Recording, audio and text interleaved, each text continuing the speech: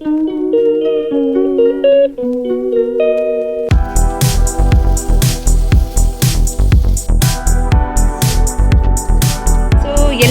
ಗೌರಿ ಗಣೇಶ ಹಬ್ಬದ ಹಾರ್ದಿಕ ಶುಭಾಶಯಗಳು. ಇವತ್ತು ನಮ್ಮ ಅಣ್ಣದು ಕಲ್ಲಡ್ರೆ.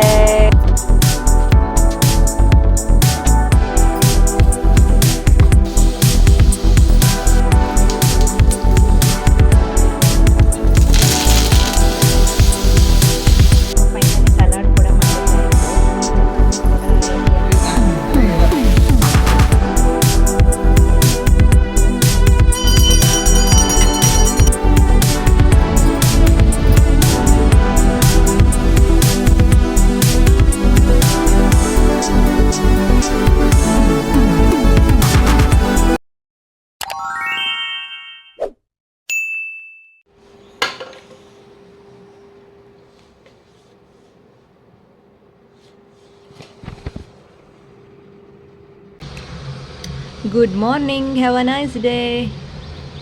ಎಲ್ಲರಿಗೂ ಗೌರಿ ಗಣೇಶ ಹಬ್ಬದ ಹಾರ್ದಿಕ ಶುಭಾಶಯಗಳು. ಇವಾಗ ಟೈಮ್ 6:30 ಆಯಿತು. ಎಕ್ಸಸೈಸ್ ಎಲ್ಲ ಆಗಿ ಇವಾಗ ಪೂಜೆ ಮಾಡಬೇಕು. ಅದಕ್ಕೂ ಮೊದಲು ಸ್ನಾನ ಮಾಡಿಲ್ಲ ಇನ್ನು. ಸೊ ಮಕ್ಕಳಿಗೆ ಟಿಫಿನ್ ಬಾಕ್ಸ್ ಏನಾದರೂ ಮಾಡಬೇಕು. ಸೊ ಹಾಲನ್ನು ಕಾಯಿಸ್ಲಿಕ್ಕೆ ಇಟ್ಟಿದ್ದೆ. ಸೊ ಇನ್ನೊಂದು ಕಡೆ ಅಪ್ಪೆ ಮಾಡೋಣ ಅಂತ ಹೇಳಿ ನಿನ್ನೆ ಸ್ವಲ್ಪ ಹಿಟ್ಟು ಮಿಕ್ಕಿತ್ತು. ಸೊ ಅದರಲ್ಲಿ ಮಕ್ಕಳಿಗೆ ಬ್ರೇಕ್ಫಾಸ್ಟ್ಗೆ ಅಪ್ಪೆ ಮಾಡಿ ಮತ್ತು ಚಪಾತಿ ಮಾಡೋಣ ಅಂತ ಹೇಳಿ. ಇವತ್ತು ಗೌರಿ ಗಣೇಶ ಹಬ್ಬ ಅಲ್ವಾ, ಸೊ ನಾನು ಫಾಸ್ಟಿಂಗ್ ಮಾಡ್ತಾ ಇದ್ದೆ.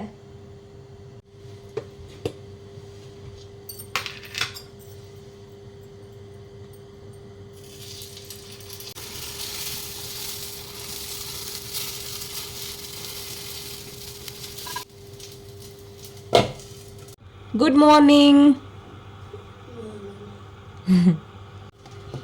ಸೊ ಇವಾಗ ಚಪಾತಿ ಮಾಡ್ಕೋತೀನಿ. ಇದನ್ನು ಹಿಟ್ಟನ್ನು ಮೊದಲಿಗೆ ಕಲಸಿ ಇಟ್ಟಿದ್ದೆ. ಸೊ ಇವಾಗ ಎಷ್ಟು ಬೇಕೋ ಅಷ್ಟು ಮಾಡ್ಕೊಳ್ಳೋದು. ಉಳಿದಿದ್ದನ್ನು ಸೋನುಗೆ ಮಾಡಿ ಕೊಡಬೇಕು. ಸೊ ಇವತ್ತು ಮಕ್ಕಳಿಗೆ ಟಿಫಿನ್ ಬಾಕ್ಸ್, ಲಂಚ್ ಬಾಕ್ಸ್ ಎರಡು ಇತ್ತು. ಸೊ ಹಾಗಾಗಿ ನಾನು ಉಳಿದಿರುವಂಥ ಉದ್ದಿನ ಹಿಟ್ಟಿನಲ್ಲಿ ಅಪ್ಪೆ ಮಾಡಿದ್ದಾಯಿತು. ಜೊತೆಗೆ ಚಪಾತಿ ಮೊಸರು ಜೊತೆ ತಿಂತಾರೆ. ಸೊ ಚಪಾತಿ ಕೂಡ ಮಾಡ್ತಾ ಇದ್ದೀನಿ.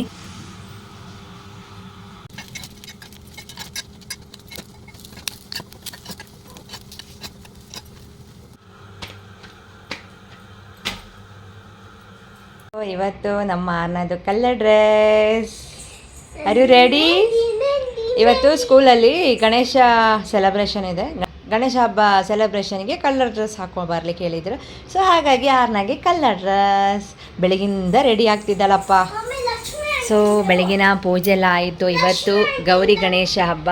ಸೊ ಎಲ್ಲರಿಗೂ ಗೌರಿ ಗಣೇಶ ಹಬ್ಬದ ಹಾರ್ದಿಕ ಶುಭಾಶಯಗಳು. ಬೆಳಗ್ಗೆನೇ ಪೂಜೆ ಎಲ್ಲ ಆಯಿತು. ಯಾವುದೇ ವ್ಲಾಗ್ ಮಾಡಲಿಕ್ಕೆ ಆಗಲಿಲ್ಲ. ಸ್ವಲ್ಪ ಗಡ್ಬಿಡಿ ಅದ್ವಿನ್ ಹೋದ್ಮೇಲೆ ಸ್ನಾನ ಮಾಡಿ ಕ್ಲೀನಿಂಗ್ ಎಲ್ಲ ಆಗಿ ಪೂಜೆ ಮಾಡೋದ್ರೊಳಗೆ ಟೈಮ್ ಒಂದು 9:05. 9 ಗಂಟೆಗೆ ಆರ್ನ ಬಿಟ್ಟು ಬರಬೇಕು. ಸೊ ಹೊರಗಡೆ ಅಂತೂ ಸಿಕ್ಕಾಪಟ್ಟೆ ಮಳೆ. ಹಾಯ್. ಸೊ ಇವತ್ತಿನ ಬ್ಲಾಗ್ ಸ್ಟಾರ್ಟ್ ಮಾಡಿದ್ದೀನಿ. ಸೊ ಇವಾಗಷ್ಟೇ ಆರ್ನನ ಸ್ಕೂಲ್ಗೆ ಬಿಟ್ಟು ಬಂದ ಮೇಲೆ ಮತ್ತೆ ಬ್ಲಾಗನ್ನು ಕಂಟಿನ್ಯೂ ಮಾಡಿದೆ. ಸ್ವಲ್ಪ ಹೊತ್ತು ಬಿಟ್ಟು ಮಾಡಿದೆ, ಯಾಕಂದರೆ ಮನೆಯಲ್ಲಿ ಸ್ವಲ್ಪ ಕೆಲಸ ಇತ್ತು. ಅದನ್ನೆಲ್ಲ ಮಾಡಿಬಿಟ್ಟು ಇವಾಗ ಬ್ಲಾಗನ್ನು ಕಂಟಿನ್ಯೂ ಮಾಡ್ತಾ ಇದ್ದೀನಿ. ಸೊ ಇವತ್ತು ನನ್ನ ಫಾಸ್ಟಿಂಗ್ ಇತ್ತು. ಸೊ ಗೌರಿ ಗಣೇಶ ಹಬ್ಬದ ಹಾರ್ದಿಕ ಶುಭಾಶಯಗಳು ಅಂತ ಹೇಳ್ತಾ ಬ್ಲಾಗನ್ನು ಸ್ಟಾರ್ಟ್ ಮಾಡೋಣ. ಹಾಗೆ ಇವತ್ತು ನಾನು ಇವಾಗ ಅಡುಗೆ ಮನೆಗೆ ಬಂದೆ ಅಡುಗೆ ಮಾಡಲಿಕ್ಕೆ. ಯಾಕಂದರೆ ಹಸ್ಬೆಂಡ್ ಫ್ರೆಂಡ್ ಒಬ್ಬರು ಬರ್ತಾಯಿದ್ರು ಗೆಸ್ಟ್ ಆಗಿ. ಸೊ ಹಾಗಾಗಿ ಅವರಿಗೋಸ್ಕರ ಏನಾದರೂ ಅಡುಗೆ ಮಾಡೋಣ ಅಂತ ಹೇಳಿ, ಸೊ ವೆಜ್ ಮಾಡೋಣ ಅಂತ ಹೇಳಿ, ಅವರು ಕೂಡ ವೆಜ್ಜು. ಇವತ್ತು ಗೌರಿ ಗಣೇಶ ಹಬ್ಬ ವೆಜ್ ಮಾಡ್ತೀವಿ. ಸೊ ಹಾಗಾಗಿ ಇವತ್ತು ನಿಮ್ಮ ಜೊತೆ ಒಂದು ವೆಜ್ ಥಾಲಿನ ಶೇರ್ ಮಾಡ್ತೀನಿ. ಆದಷ್ಟು ಶೇರ್ ಮಾಡ್ತೀನಿ ಅಂತ ಅಂದ್ಕೊಂಡಿದ್ದೀನಿ. ನೋಡುವ. ಸೊ ಪ್ಲ್ಯಾನ್ ಏನಿರಲಿಲ್ಲ, ಸಡನ್ ಆಗಿ ಬರ್ತಾರೆ ಅಂತ ಗೊತ್ತಾಯಿತು. ಸೊ ಹಾಗಾಗಿ ಏನು ಮಾಡೋದಿಲ್ಲ, ನಾರ್ಮಲ್ ಆಗಿ ಮಶ್ರೂಮ್ ಕರಿ ಮಾಡೋಣ ಅಂದ್ಕೊಂಡಿದ್ದೀನಿ. ಸಬ್ಸಿಗೆ ಸೊಪ್ಪಿನ ಪಲ್ಯ, ಹೆಸರು ಕಾಳಿನ ಸಲಾಡ್, ಚಪಾತಿ, ರೈಸ್. ಸ್ವೀಟ್ ಏನಾದರೂ ಹೊರಗಡೆಯಿಂದ ತರಲಿಕ್ಕೆ ಹೇಳಿದ್ದೆ. ನೋಡುವ. ಇವಾಗ ಟೈಮ್ ಬಂದು 10 ಗಂಟೆ, 12 ಗಂಟೆಗೆ ಎಲ್ಲರೂ ಬರ್ತಾರಂತೆ. ಸೊ 2 ಅವರ್ ಇದೆ. ಸೊ 1 ಅವರಲ್ಲಿ ಮಾಡಬೇಕು. ಮತ್ತೊಂದು ಅವರ್ ಎಕ್ಸ್ಟ್ರಾ ಬೇರೆ ಕೆಲಸ ಎಲ್ಲ ಇತ್ತು. ಸೊ ಅದನ್ನೆಲ್ಲ ಮಾಡಬೇಕು. ಸೊ ಬನ್ನಿ ವ್ಲಾಗನ್ನು ಸ್ಟಾರ್ಟ್ ಮಾಡೋಣ. ನಾನಿಲ್ಲಿ ಹೆಸರು ಕಾಳನ್ನು ಸ್ವಲ್ಪ ಹೊತ್ತು ನೆನೆಸಿಟ್ಟಿದ್ದೆ. ಇದನ್ನು ಸಬ್ಸಿಗೆ ಸೊಪ್ಪಿನ ಪಲ್ಯ ಮಾಡಲಿಕ್ಕೆ. ಸೊ ಕ್ವಿಕ್ಕಾಗಿ ವೆಜ್ ಥಾಲಿನ ಹೇಗೆ ಮಾಡೋದು ಅನ್ನೋದನ್ನು ಇವತ್ತಿನ ವ್ಲಾಗಲ್ಲಿ ಶೇರ್ ಮಾಡ್ತೀನಿ, ಆಯಿತಾ? So by. ಸೊ ಇವತ್ತಿನ ದಿನ ಹೇಗೆ ಏನು ಅಂತ ಪ್ಲ್ಯಾನೇ ಇರಲಿಲ್ಲ. ಇವತ್ತು ಸ್ವರ್ಣ ಗೌರಿ ವ್ರತ. ಸೊ ಇಲ್ಲೆಲ್ಲ ಫಾಸ್ಟಿಂಗ್ ಅಂತ ಮಾಡ್ತಾರೆ, ಆದರೆ ಇಲ್ಲಿ ತೀಜ್ ಅಂತ ಮಾಡ್ತಾರೆ, ಅದಕ್ಕೆ ಫಾಸ್ಟಿಂಗ್ ಅಂತ ಮಾಡ್ತಾರೆ. ಇನ್ನು ಸ್ವರ್ಣ ಗೌರಿ ವ್ರತ ದಿನ ಕೂಡ ಫಾಸ್ಟಿಂಗ್ ಮಾಡ್ತಾರೆ. ಆಲ್ರೆಡಿ ನಾನು ಡಯೆಟನ್ನು ಫಾಲೋ ಮಾಡೋದ್ರಿಂದ ನಾನು ಕೂಡ ಇವತ್ತು ಫಾಸ್ಟಿಂಗ್ ಮಾಡೋಣ ಅಂತ ಹೇಳಿ ಬೆಳಿಗ್ಗೆನೇ ಡಿಸೈಡ್ ಮಾಡಿದೆ. ಸೊ ಹಾಗಾಗಿ ಇವತ್ತಿನ ಫಾಸ್ಟಿಂಗ್ ಯಾವ ರೀತಿ ಅಂತ ಹೇಳಿದರೆ ನೀರನ್ನು ಕೂಡ ಕುಡಿಬಾರ್ದು ಅಂತ ಹೇಳಿ. ಸೊ ಬೆಳಗಿನಿಂದ ಅದನ್ನೇ ಫಾಲೋ ಮಾಡೋಣ ಅಂತ ಹೇಳಿ ಟ್ರೈ ಮಾಡಿದೆ. ಆದರೂ ಕೂಡ ನನಗೆ ಎಲ್ಲೋ ಒಂದು ಕಡೆ ಆಗೋದಿಲ್ಲ ಅನ್ನೋದೊಂದಿತ್ತು. ಯಾಕಂದರೆ ಅವಾಗವಾಗ ಏನಾದರೂ ತಿಂತಾ ಇರ್ತೀವಿ. ಸೊ ಇವಾಗ ಡಯಟ್ ಸ್ಟಾರ್ಟ್ ಮಾಡಿದ ಮೇಲೆ ಟೈಮ್ ಟು ಟೈಮ್ ತಿನ್ನಬೇಕು ಅಂತ ಡಿಸೈಡ್ ಮಾಡಿ ಅದನ್ನು ಕೂಡ ಫಾಲೋ ಮಾಡ್ತಾ ಇದ್ದೀನಿ. ಅದರಲ್ಲಿ ಇದು ಇನ್ನೊಂದು ರೀತಿ, ನೀರು ಕೂಡ ಕುಡಿಲಿಕ್ಕಿಲ್ಲ. ಎಲ್ಲಿ ತನಕ ಆಗುತ್ತೋ ಅಲ್ಲಿ ತನಕ ಟ್ರೈ ಮಾಡೋಣ ಅಂತ ಹೇಳಿ ಬೆಳಗಿನಿಂದ ನೀರನ್ನು ಕೂಡ ಕುಡಿಯೋದೇನೆ ಸ್ಟಾರ್ಟ್ ಮಾಡಿದ್ದೀನಿ. ಹಾಗೆ ಇವತ್ತು ಅದ್ವಿನ್ಗೆ ಆರ್ನಗೆ ಇಬ್ಬರಿಗೂ ಸ್ಕೂಲ್ ಇತ್ತು. ಸೊ ಅವರನ್ನು ಸ್ಕೂಲಿಗೆ ಕಳುಹಿಸಿದಾದ್ಮೇಲೆ ನಾನು ಸ್ವಲ್ಪ ಎಡಿಟಿಂಗ್ ಅಂತ ಮಾಡೋಣ ಅಂತ ಅಂದ್ಕೊಂಡೆ. ಜೊತೆಗೆ ಪೂಜೆ ಎಲ್ಲ ಮಾಡಿಬಿಟ್ಟು ಸ್ವಲ್ಪ ವ್ರತ ಕಥೆಯನ್ನಾದರೂ ಓದೋಣ ಅಂತ ಅಂದ್ಕೊಂಡೆ. ಒಳ್ಳೊಳ್ಳೆ ಥಿಂಕನ್ನು ತಲೆಯಲ್ಲಿ ಅಂದ್ಕೊಳ್ತೀನಿ, ಆದರೆ ಅದನ್ನು ಫಾಲೋ ಮಾಡ್ಲಿಕ್ಕೆ ಆಗೋದಿಲ್ಲ. ಸೊ ಈ ರೀತಿಯೆಲ್ಲ ಅಡೆ ಬರುತ್ತೆ. ಸೊ ಹಾಗೆ ಫ್ರೆಂಡ್ ಒಬ್ಬರು ಹಸ್ಬೆಂಡ್ನ ಮೀಟ್ ಮಾಡಲಿಕ್ಕೋಸ್ಕರ ಬ್ಯಾಂಗ್ಳೂರಿಂದ ಬಂದಿದ್ದರು. ಸೊ ಅವರಿಗೋಸ್ಕರ ಮಧ್ಯಾಹ್ನಕ್ಕೆ ಏನಾದರೂ ಅಡುಗೆ ಮಾಡಬೇಕು ಅಂತ ಹೇಳಿ ಸೊ ಇವಾಗ ನಾನು ಅಡುಗೆನೂ ಕೂಡ ಸ್ಟಾರ್ಟ್ ಮಾಡಿಕೊಂಡೆ. ಸೊ ನಾನು ಏನು ಮಾಡ್ತೀನಿ ಅನ್ನೋದನ್ನು ಇವತ್ತಿನ ವಿಡಿಯೋದಲ್ಲಿ ಶೇರ್ ಮಾಡ್ತೀನಿ, ಬನ್ನಿ. ಸೊ ಮೊದಲಿಗೆ ನಾನು ಮಶ್ರೂಮ್ ಕರಿ ಮಾಡೋಣ ಅಂತ ಹೇಳಿ ಮಶ್ರೂಮನ್ನು ಕಟ್ ಮಾಡಿ ಇಟ್ಕೊಂಡಿದ್ದೀನಿ. ಮನೆಯಲ್ಲೇ ಏನಿದೆ ಅದರಲ್ಲೇ ಮಾಡ್ತಾ ಇದ್ದೀನಿ. ಸೊ ಮಶ್ರೂಮ್ ಕರಿನ ನಿಮ್ಮ ಜೊತೆ ಶೇರ್ ಮಾಡ್ತೀನಿ. ಇವಾಗ ವಾಶ್ ಮಾಡಿ ಕಟ್ ಮಾಡ್ಕೊಂಡಿರುವಂಥ ಮಶ್ರೂಮ್ಗೆ ಅಚ್ಚ ಖಾರದ ಪೌಡರ್ ಹಾಗೆ ಹಳದಿ ಪೌಡರನ್ನು ಹಾಕ್ತಾ ಇದ್ದೀನಿ. ಇನ್ನು ಮಶ್ರೂಮ್ಗೆ ಪೆಪ್ಪರ್ ಪೌಡರ್ ಹಾಕಿದರೆ ಚೆನ್ನಾಗಿರುತ್ತೆ. ಸೊ ಹಾಗಾಗಿ ಪೆಪ್ಪರ್ ಪೌಡರ್ ಕೂಡ ಸೇರಿಸ್ತಾ ಇದ್ದೀನಿ. ರುಚಿಗೆ ತಕ್ಕಷ್ಟು ಉಪ್ಪು, ಇವಿಷ್ಟನ್ನು ಮೊದಲಿಗೆ ಸೇರಿಸಿ ಚೆನ್ನಾಗಿ ಇದನ್ನು ಮಿಕ್ಸ್ ಮಾಡ್ಕೊಳ್ಬೇಕು.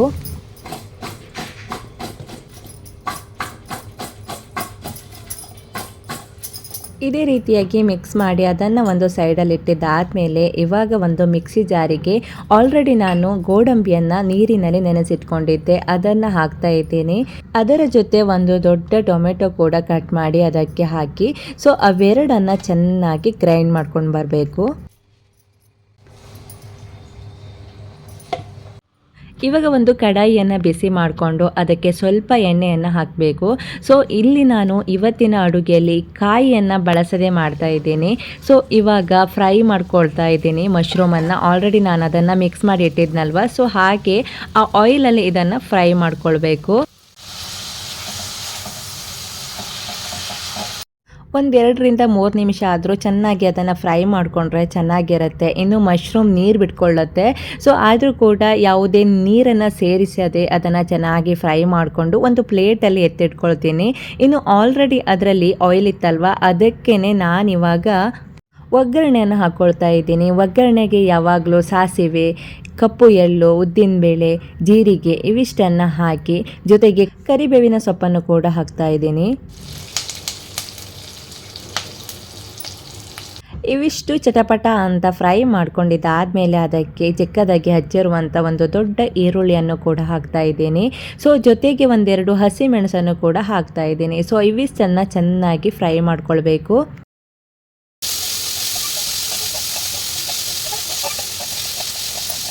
ಅದಿಷ್ಟು ಫ್ರೈ ಮಾಡ್ಕೊಂಡಿದ್ದಾದಮೇಲೆ ಶುಂಠಿ ಬೆಳ್ಳುಳ್ಳಿ ಪೇಸ್ಟ್ ಕೂಡ ಇವಾಗಲೇ ಹಾಕಿ ಒಮ್ಮೆ ಫ್ರೈ ಮಾಡ್ಕೊಳ್ತೀನಿ. ನಂತರ ನಾವು ಆವಾಗಲೇ ರುಬ್ಕೊಂಡಿರುವಂತಹ ಗೋಡಂಬಿ ಮತ್ತು ಟೊಮೆಟೊ ಹಣ್ಣಿನ ಪ್ಯೂರಿಯನ್ನು ಇದಕ್ಕೆ ಹಾಕ್ಕೊಳ್ತಾ ಇದ್ದೀನಿ. ಗೋಡಂಬಿ ಇದಕ್ಕೆ ಹಾಕಿರೋದ್ರಿಂದ ತುಂಬಾ ಟೇಸ್ಟಿಯಾಗಿ ಬರುತ್ತೆ. ಆವಾಗಲೇ ಹೇಳಿದಾಗೆ ನಾನು ಕಾಯಿಯನ್ನು ಬಳಸ್ತಾ ಇಲ್ಲ. ಸೊ ಗೋಡಂಬಿ ಹಾಕಿದ ಮೇಲೆ ಅದು ದಪ್ಪ ಆಗ್ತಾ ಬರುತ್ತೆ. ಇದಕ್ಕೆ ನಾನು ಬಿಸಿ ನೀರನ್ನು ಕೂಡ ಸೇರಿಸ್ಕೊಳ್ತೀನಿ. ನಮಗೆ ಎಷ್ಟು ಥಿಕ್ನೆಸ್ ಬೇಕು ನೋಡಿಕೊಂಡು ಇವಾಗ ನೀರನ್ನು ಕೂಡ ಸೇರಿಸಿದಾದ್ಮೇಲೆ ಚೆನ್ನಾಗಿ ಕುದಿಬೇಕು. ಆನಂತರ ಅದಕ್ಕೆ ನಾನು ಮಸಾಲವನ್ನು ಆ್ಯಡ್ ಮಾಡ್ತೀನಿ. ಮಸಾಲ ಅಂದರೆ ಮತ್ತೇನಿಲ್ಲ, ಖಾರಕ್ಕೆ ನಾನಿಲ್ಲಿ ಅಚ್ಚ ಖಾರದ ಪೌಡರ್ ಮತ್ತು ಕೊತ್ತಂಬರಿ ಪೌಡರ್ ಇದೆರಡನ್ನು ಸೇರಿಸಿ ಒಮ್ಮೆ ಕುದಿಸ್ಕೊಳ್ತೀನಿ. ಕೊನೆಗೆ ಇದಕ್ಕೆ ನಾನು ಆವಾಗಲೇ ಫ್ರೈ ಮಾಡ್ಕೊಂಡಿರುವಂತಹ ಮಶ್ರೂಮನ್ನು ಆ್ಯಡ್ ಮಾಡ್ತೀನಿ. ಸೊ ಮಶ್ರೂಮ್ ಎಲ್ಲ ಆ್ಯಡ್ ಮಾಡಿದ ಮೇಲೆ ಸಣ್ಣ ಉರಿಯಲ್ಲಿ ಇದನ್ನು ಚೆನ್ನಾಗಿ ಕುದಿಸ್ಕೊಂಡ್ರೆ ಒಂದೊಳ್ಳೆ ಮಶ್ರೂಮ್ ಗ್ರೇವಿ ರೆಡಿ ಆಗುತ್ತೆ. ಇನ್ನು ಇದಕ್ಕೆ ಕಸೂರಿ ಮೇಥಿ ಹಾಕಿದರೆ ತುಂಬ ಚೆನ್ನಾಗಿರುತ್ತೆ. ಇದ್ರ ಜೊತೆ ನಾನು ಕೊತ್ತಂಬರಿ ಸೊಪ್ಪು ಮತ್ತು ಕಸೂರಿ ಮೇಥಿ ಎರಡನ್ನು ಸೇರಿಸಿದ್ದೀನಿ.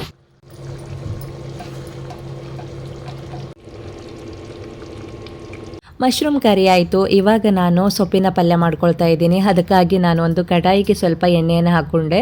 ನಂತರ ಇದಕ್ಕೂ ಕೂಡ ಒಗ್ಗರಣೆಗೆ ಸಾಸಿವೆ, ಜೀರಿಗೆ, ಉದ್ದಿನಬೇಳೆ, ಕಪ್ಪು ಎಳ್ಳು ಇವಿಷ್ಟನ್ನು ಸೇರಿಸಿದಾದ್ಮೇಲೆ ಕರಿಬೇವು, ಒಣಮೆಣಸು ಇವೆಲ್ಲವನ್ನು ಸೇರಿಸ್ಕೊಂಡಿದ್ದೀನಿ. ಒಗ್ಗರಣೆಗೆ ಏನೆಲ್ಲ ಇದೆ ಅದೆಲ್ಲ ಸೇರಿಸೋದ್ರಿಂದ ತುಂಬ ಟೇಸ್ಟಿಯಾಗಿ ಬರುತ್ತೆ. ಇನ್ನು ಇದಕ್ಕೂ ಕೂಡ ಒಂದು ಈರುಳ್ಳಿಯನ್ನು ಹಚ್ಚಿಟ್ಕೊಂಡಿದ್ದೆ, ಅದನ್ನು ಕೂಡ ಇವಾಗ ಹಾಕ್ತಾ ಇದ್ದೀನಿ. ಇನ್ನು ಆಗಲೇ ನಾನು 2 ಟೇಬಲ್ ಸ್ಪೂನ್ ಹೆಸರು ಬೇಳೆಯನ್ನು ನೆನೆ ಹಾಕಿದ್ದೆ. ಇವಾಗ ಅದನ್ನು ಚೆನ್ನಾಗಿ ವಾಶ್ ಮಾಡಿ ಇದಕ್ಕೆ ಹಾಕಿ ಫ್ರೈ ಮಾಡ್ಕೊಳ್ತೀನಿ. ಹೆಸರು ಬೇಳೆ ಹಾಕೋದ್ರಿಂದ ತುಂಬ ಚೆನ್ನಾಗಿ ಟೇಸ್ಟಿಯಾಗಿ ಬರುತ್ತೆ. ಇವತ್ತು ಮಾಡ್ತಾ ಇರುವಂತಹ ಸೊಪ್ಪಿನ ಪಲ್ಯ ಬಂದು ಸಬ್ಸಿಗೆ ಸೊಪ್ಪಿನ ಪಲ್ಯ ತುಂಬ ಈಸಿಯಾಗಿ ಟೇಸ್ಟಿಯಾಗಿ ಮಾಡ್ಕೋಬಹುದು. ಸೊ ಇವಿಷ್ಟನ್ನು ಚೆನ್ನಾಗಿ ಫ್ರೈ ಮಾಡಿದಾದ್ಮೇಲೆ ಇದಕ್ಕೆ ಟೊಮೆಟೊ ಕೂಡ ಆ್ಯಡ್ ಮಾಡ್ಕೊಳ್ತಾ ಇದ್ದೀನಿ.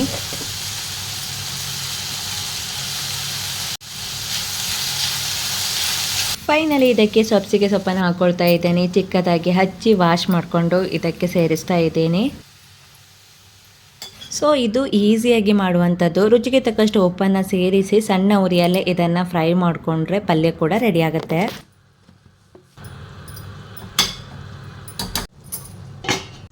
ಸೊ ಫೈನಲಿ ಸಬ್ಜಿ ರೆಡಿ ಆಯಿತು. ಮಶ್ರೂಮ್ ಕರಿ ಕೂಡ ರೆಡಿ ಆಯಿತು.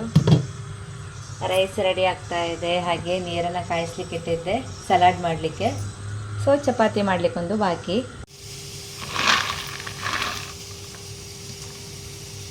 ಸೊ ಫೈನಲಿ ಸಲಾಡ್ ಕೂಡ ಮಾಡಿದ್ದಾಯಿತು. ಇದು ಈಸಿ, ಬಟ್ ರೆಕಾರ್ಡ್ ಮಾಡ್ಕೊಳ್ಲಿಕ್ಕಾಗಲಿಲ್ಲ. ಸೊ ನೆಕ್ಸ್ಟ್ ಟೈಮ್ ಶೇರ್ ಮಾಡ್ತೀನಿ. ವೆಯ್ಟ್ ಲಾಸ್ಗೆ ಬೆಸ್ಟ್ ರೆಸಿಪಿ ಇದು.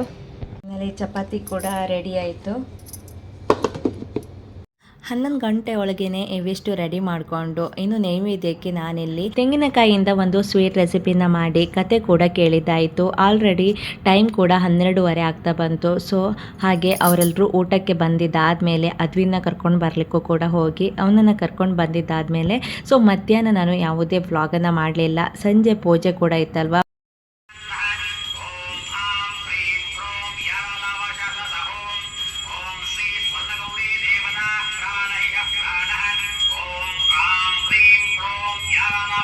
ಇನ್ನು ಫುಲ್ ಡೇ ಉಪವಾಸ ಮಾಡಿದಾದಮೇಲೆ ನನ್ನ ವೆಯ್ಟ್ ಸ್ವಲ್ಪನೂ ಕೂಡ ಕಡಿಮೆ ಆಗಿಲ್ಲ. ಬೆಳಿಗ್ಗೆ ಯಾವ ರೀತಿಯಾಗಿತ್ತು ಅದೇ ರೀತಿಯಾಗಿತ್ತು. ಸೊ ನೆಕ್ಸ್ಟ್ ಡೇ ಮಾರ್ನಿಂಗ್ ಮತ್ತೆ ನನ್ನ ವೆಯ್ಟನ್ನು ಚೆಕ್ ಮಾಡಿದೆ. ಆವಾಗ ವೆಯ್ಟ್ ಸ್ವಲ್ಪ ಕಡಿಮೆ ಆಗಿತ್ತು.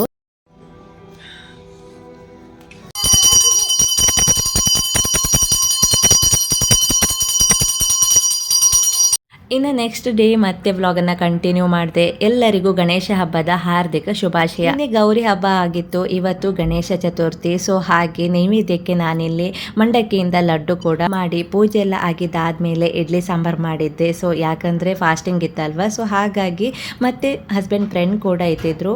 ಸೊ ಬ್ರೇಕ್ಫಾಸ್ಟ್ ಎಲ್ಲ ಮಾಡಿಕೊಂಡು ಇವತ್ತು ಗಣೇಶ ಚತುರ್ಥಿ ಆಗಿರೋದ್ರಿಂದ ಸೊ ಯಾವುದಾದ್ರೂ ದೇವಸ್ಥಾನಕ್ಕೆ ಹೋಗೋಣ ಅಂತ ಹೇಳಿ ಡಿಸೈಡ್ ಮಾಡಿ ನಮ್ಮ ಮನೆ ಹತ್ತಿರ ಅಂತ ಹೇಳಿದರೆ ಒಂದು 80 ಕಿಲೋಮೀಟ್ರ್ ದೂರ ಆಗುತ್ತೆ. ಒಂದು ದೇವಸ್ಥಾನ ಇತ್ತು, ತಿರುಪತಿ, ಬಾಲಾಜಿ ತಿರುಪತಿ, ಮಿನಿ ತಿರುಪತಿ ಅಂತ ಹೇಳಿ ತುಂಬ ಚೆನ್ನಾಗಿತ್ತು. ಬಟ್ ಅಲ್ಲಿ ವಿಡಿಯೋ ಅಲೌಡ್ ಇಲ್ಲ. ಸೊ ಅಲ್ಲಿಗೆ ಹೋದ್ವಿ. ಸ್ವಲ್ಪ ದೂರ ಆಗುತ್ತೆ ಆದರೂ ಕೂಡ ಅಲ್ಲಿಗೆ ಹೋದ್ವಿ.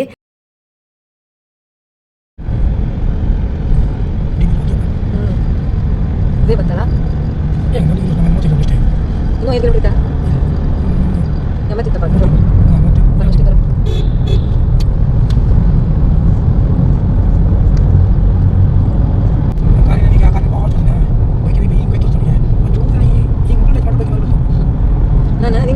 ಇದೇ ಬಂದು ಆ ದೇವಸ್ಥಾನ. ಇಲ್ಲಿಗೆ ತುಂಬ ಸಾರಿ ನಾವು ಹೋಗ್ತಾನೆ ಇರ್ತೀವಿ. ಸೊ ಇವತ್ತು ಕೂಡ ಹೋಗೋಣ ಅಂತ ಹೋಗಿದ್ವಿ.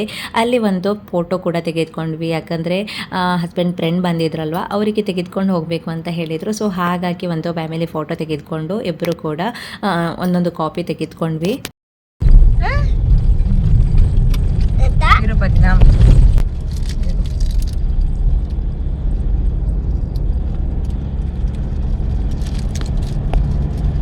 ದೇವಸ್ಥಾನದಲ್ಲೇ ಊಟ ಇತ್ತು, ಅಲ್ಲೇ ಊಟ ಮಾಡಿಕೊಂಡು ಅಲ್ಲಿಂದ ಮತ್ತೊಂದು ದೇವಸ್ಥಾನಕ್ಕೆ ಹೋದ್ವಿ. ಅದು ಬಂದು ನಮ್ಮ ಮನೆ ಹತ್ತಿರದಲ್ಲಿರೋದು. ಸೊ ಅಲ್ಲಿಗೆ ಹೋದ್ವಿ. ಬಟ್ ಅಲ್ಲಿ 4 ಗಂಟೆ ಮೇಲ್ಗಡೆನೇ ಓಪನ್ ಆಗೋದು. ಇವತ್ತು ಗಣೇಶ ಚೌತಿ ಆಗಿರೋದ್ರಿಂದ ಎಲ್ಲ ದೇವಸ್ಥಾನದಲ್ಲೂ ಜನ ಕಡಿಮೆ ಇದ್ದರು.